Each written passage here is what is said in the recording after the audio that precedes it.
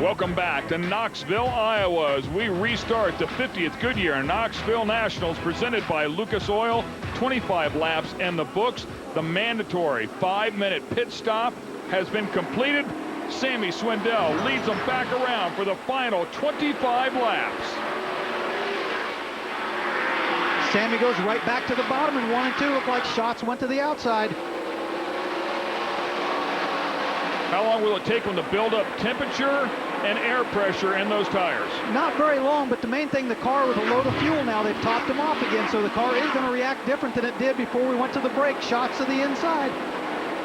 Shots trying to hang on there, but Sammy kept it up high and the momentum and drove away from him. Brian Brown on the 21 car, the man from Grain Valley, Missouri, and Tim Schaefer right behind him. That's a battle for fourth as Steve Kinzer is just behind Shots. Saw Brian Brown get into turn 3 and hook the left front up on the berm, and he bounced up across the racetrack, but he's still able to keep Tim Schaefer, the 83, behind him. Schaefer right back down to the bottom, and Brown has been up there at the top pretty much all night long. Obviously, the bottom is a short way around the racetrack, but depending on how your race car is working, how much stagger, which means how much smaller or bigger the left rear tire is, it kind of determines where you run that race car. If it feels good, you run it on the bottom. If it doesn't like it down there, you got to change your line. I love watching the vapor trails off of those wings, man. Those guys are compressing some air. Sammy comfortably out front again, running the cushion. You don't see a lot of wheel movement in the front wheels. Craig Delansky slides to the inside of Greg Hodnett. And how about Delansky, of course, coming out of the alphabet soup and now worked his way into the top 10 here. Battle for 8th place there. A good run for Craig. Started 24th, as you said, out of the B main.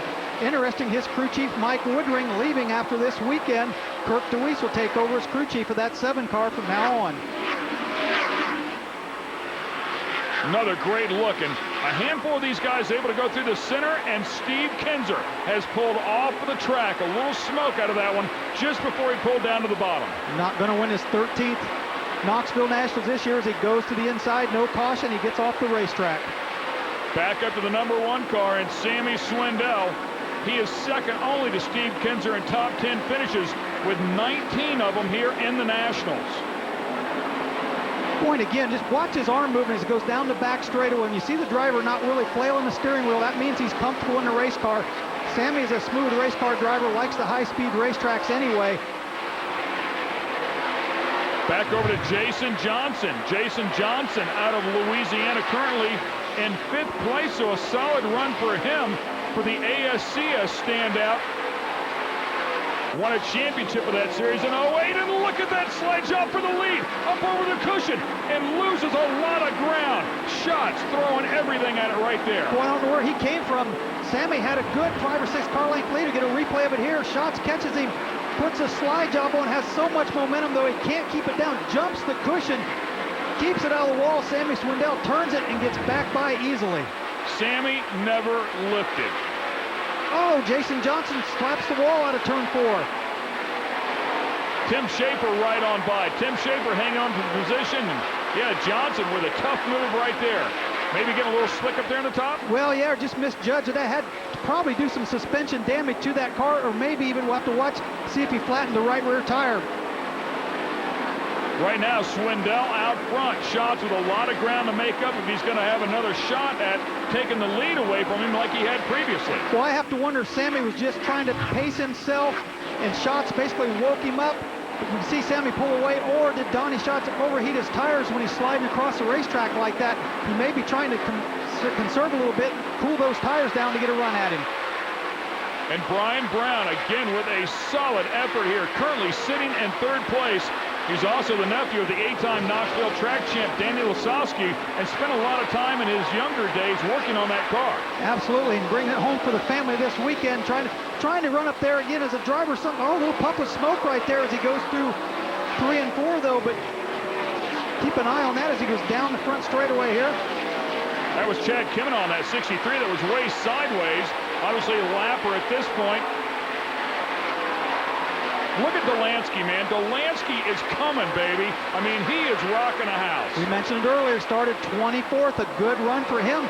Still picking off cars and running the cushion there through 3 and 4. Let's see if he stays on top or goes to the bottom. back down to the bottom of 1 and 2, slides up in front of the lap car of Aaron Crocker. Aaron Crocker, the first female to start in A main here at the Nationals. Wow. Contact there. You can see Jason Johnson's left front make contact with Kerry Matson's right rear. We get a look at it here. Well, I tell you, sketchy stuff out here at speed, man, to be doing that. And Sammy Swindell, one more time. This guy has started more Nationals than anybody else in history. Anywhere on the racetrack he wants to run, it looks like that car is working for him as he goes in and out of lap traffic. Schatz trying to close the gap here. Definitely can see him as a caution flag comes out. And that will close the gap up. And that's not what leader Sammy Swindell wanted to see. He had such a lead. You never want to see the caution when you're the leader out front. Oh! Brian Brown, who was in third place, and it looks like he's lost a right rear tire. Yep. What a heartbreaker for him. Oh, started on the pole, had a good run going. Don't know if he cut a tire down or made contact. We'll have to see here. You know, we talked about that cushion to the fans earlier. There's a good look at the cushion and how much larger it's become. As the car straddled it right there, watch him. Oh, you can see him scraping it. That's the cushion right there, ladies and gentlemen. He's scraping with the frame as they push him off of it. That right rear tire is gone. 6 laps left. Don't go away. Just 6 laps left to the 50th Goodyear Knoxville Nationals, presented by Lucas Oil. Sammy Swindell out front. Schatz behind him. Schaefer behind him. Stewart behind him. A battle among the best out here when it comes to sprint car racing. Swindell brings him back to the stripe. Schatz drops down low. Schaefer follows him. Schaefer down to the bottom. Schatz up high. Swindell through the center. Schatz has got to run. Here he comes. Is he going to go the inside? Put the slider on him. He tried this one time before. It didn't work out.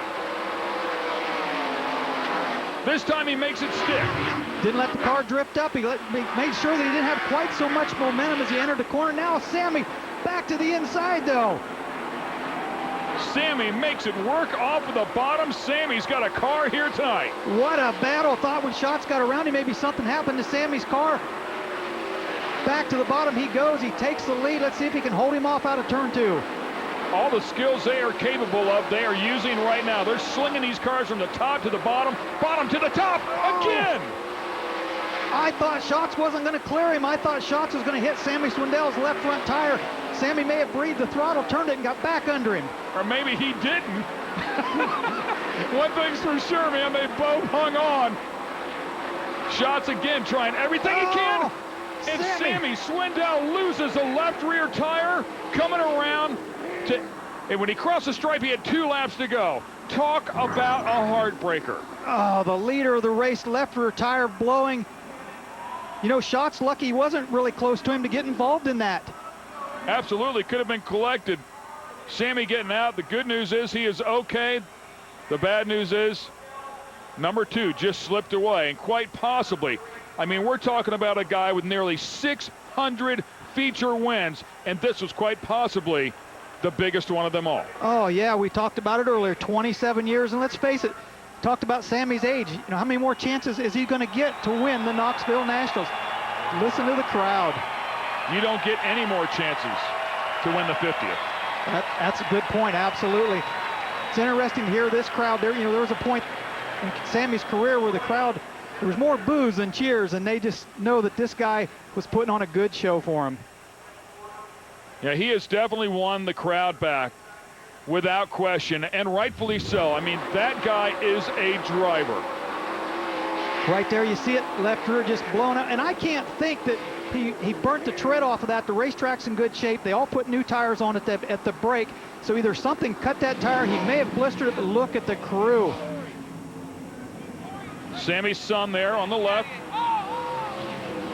And that is the frustration. Where is the irony in the statement that he made during the fuel stop when he said something stupid has bit his father a number of times? It just happened again.